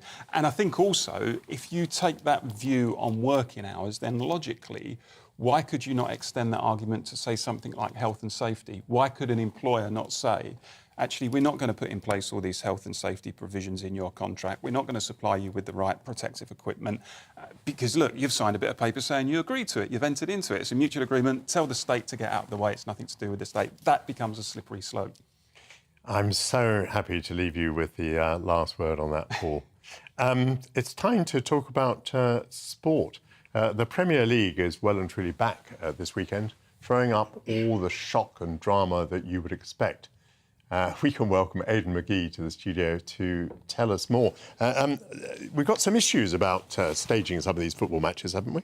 Yeah, we have. I mean, football was very much an outlier last weekend. I felt that it missed an opportunity to really showcase a chance to really say goodbye to Her Majesty, as most fans wanted to do. And then it kind of recoiled into itself, withdrew into itself, and whereas other sports tended to go ahead. This weekend it's been much different. We saw some good tributes on Friday evening at both Nottingham Forest and Aston Villa. They used the lighting effects and the evenings drawing in to pay tribute. I mean, the floral tributes yesterday was Amanda Staveley, for the benefit of our radio listeners, up at Newcastle. She's one of the directors, the Bournemouth director as well. Jeff Mostyn laid a wreath. But the issue with postponements, I mean, we haven't seen every game postponed. They have been careful to pick which ones are which. Now, Brighton against Crystal Palace was an interesting one. It would have been the first 3 o'clock kickoff at Brighton against Crystal Palace. A big rivalry, even though there's 55 miles between them. Eagles and seagulls, isn't it? That's right, yeah. It goes back to the late 70s. And so there's a rivalry there, but it has to, because it's such a big distance between the two clubs, it has to be policed all the way from Victoria and London Bridge and some of the London terminals, all the way down through Clapham Junction, through East Croydon, all the way down to Brighton. So it's an absolute nightmare from a strategic point of view to actually police it. So that originally that was going to be postponed because there was industrial action. That was withdrawn because of the Queen's passing, obviously, and then there was talk that maybe we can get it back on. But then, because of the policing issues and the resources having to be diverted towards central London this weekend, it can't happen. To give you some context, there's 10,000 police officers on duty tomorrow. I believe there's fewer than 100,000 police officers in the whole country right now. For context, again, Manchester United against Leeds, which was going to happen today, that would have been a 75,000 sellout. Is that off today, is it? That's off, yeah, it is. But if you consider back last February, they played at Elland Road, which is half the size of the capacity, and that's 36,000. 1,000 police officers would have been needed for that game. So commensurate to that, you would think that probably 2,000 were needed today. That's 20% at one football match of all the police we're going to see tomorrow. Probably one of the biggest events this country's ever seen. You've had to become as much of an expert on policing as on sport. Yeah, I have. Well, I'm wearing the right uniform today, I think, for it. But yeah, I have indeed. But no, but I really welcome the fact that you make these points, because So many people say very glibly, oh, this shouldn't have been cancelled or this should have been done. There was a great debate about whether the coffin should have travelled by train. Yes. I rather wish that it had travelled by train. But I just remember I once went on the Flying Scotsman between London and York, and that was just a locomotive. And it paralysed the North East Railway because people poured onto the railway line, over-enthusiastic train spotters taking photographs and videos. Well, imagine what might have happened if the coffin had made that progress. The very famous one was Bobby Kennedy, the brother of JFK, when he was assassinated in '69. His funeral took place at St Patrick's Cathedral in New York, and they took a train down to Washington, his burial place. And you can watch it on YouTube. It's very, very powerful, actually. People were, as you said, lining the tracks all the way down. But, sorry, we're going... No, but people don't realise, fans don't realise the effort and the meticulous planning that goes in towards laying out fixtures. There's a whole list of things that have to be required. They have to consider whether, if two London teams are playing away up in the northwest, they don't meet at a railway terminal at a certain time of the day. Brentford against Arsenal, there was a talk of some of the fixtures this weekend, to move them out of London, they might reverse the fixture so that, for example, Queen's Park Rangers were offered the chance to play at Stoke City yesterday. Instead of playing at home here at Loftus Road, they declined that opportunity because that would have removed the necessity for policing in Shepherd's Bush at that time of day. But they decided not to, and then they thought, oh, what about Brentford and Arsenal? Should we do it then? But it doesn't really work because they're both London clubs anyway. Yeah. So it's a problem. The minute silence, I think, has been broadly respected. I know at Rangers versus Dundee United, there were some problems with the Dundee United fans who disrupted it. But broadly speaking, I think it's... Yeah, QPR was interesting yesterday. After 70 minutes, there was a spontaneous round of applause, the acknowledgement of 70 years that Her Majesty spent on the throne. It was interesting. Stoke City were defending a corner and suddenly had to stop and give the round of applause. But the whole fan base, and it was 14,500 Did QPR not take the opportunity to try and nick a goal at that? Well, we could have done with one. Might have been your only opportunity to do it. Very sad what you're saying earlier on about the bridge, by the way, between Sweden and Denmark. I was actually there when that bridge opened back in about 2000, just after the millennium. Sorry to drift off topic. We tend to do that, don't we, on a Sunday? We appear to. But no, very, very sad. I remember travelling on that. It was meant to be a bridge of unity between the two countries. I remember chatting to the train conductor, who was Danish, and he said to me, it's all about unity now around Scandinavia. He said, you've got Finland, they've got the best air. You've got Norway, they've got the best countryside. You've got Denmark, we've got the best meat. And Sweden, they've got the best neighbours. Good joke. Tell me, has any of this seriously disrupted the football schedule?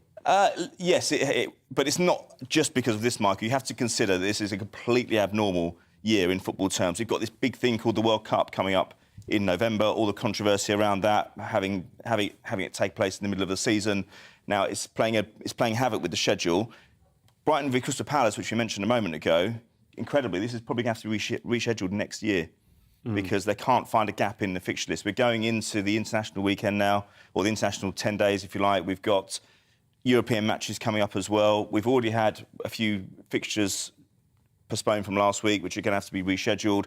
For the EFL clubs, especially outside the Premier League, it's even worse. They've got a 46-game season. I mean, it's already a big demand on players. I know that people are going to say, yeah, they've paid a lot of money and they're professional athletes, etc. But it's going to be very difficult. All four divisions are scrapped during the World Cup. It's not just the Premier League. All four divisions. It will be the top two divisions. Top two? Yeah, top two, yeah. Right. Well, you think you're going to Qatar, Eden? Don't know, it depends if the boss here sends it. I'll come with you if you need a bag, man. OK, fine, yeah. Carry the cameraman? Carry the camera? Yeah, why not? I'm learning my way around the television business. Well, thank you for joining us this morning. Alistair Stewart is up next. Just before he comes on, it's going to be the weather forecast. Paul, thank you very much. I've really enjoyed our discussion this morning. Aidan, thanks for joining us. And now we go over to the weather forecast. Thank you from me, Michael Portillo. Looking ahead to this afternoon, and the UK will be rather cloudy, though mostly dry, with some scattered light showers continuing for some. Here are the details. It'll be a rather cloudy afternoon across Scotland, though there may be the odd sunny spell through this afternoon. Isolated showers will continue to affect northern and eastern coasts. Any showers will become confined to northern coasts of Northern Ireland, remaining rather cloudy this afternoon, though there will be some sunny spells. Scattered showers will continue to feed in off the North Sea across northern England. It'll be mostly cloudy this afternoon, though with some sunny spells as well. A dry afternoon for many in Wales, though there will be the odd shower mainly for northern coasts. The best chance of longer sunny spells will be in the far south this afternoon. Across the Midlands, it'll be a rather cloudy afternoon, though there will be the odd bright or sunny spell. It'll remain mostly cloudy across East Anglia this afternoon. Scattered showers will also continue to feed in off the North Sea, though these will be mostly light in nature. Across southern England, it's going to be dry through this afternoon. It will be cloudier than yesterday, with the best of the sunny spells across the southwest. Showers will ease through the evening, though they will continue for northwest Scotland. Chilly in the south with clear spells developing. That's how the weather is shaping up for the rest of the day.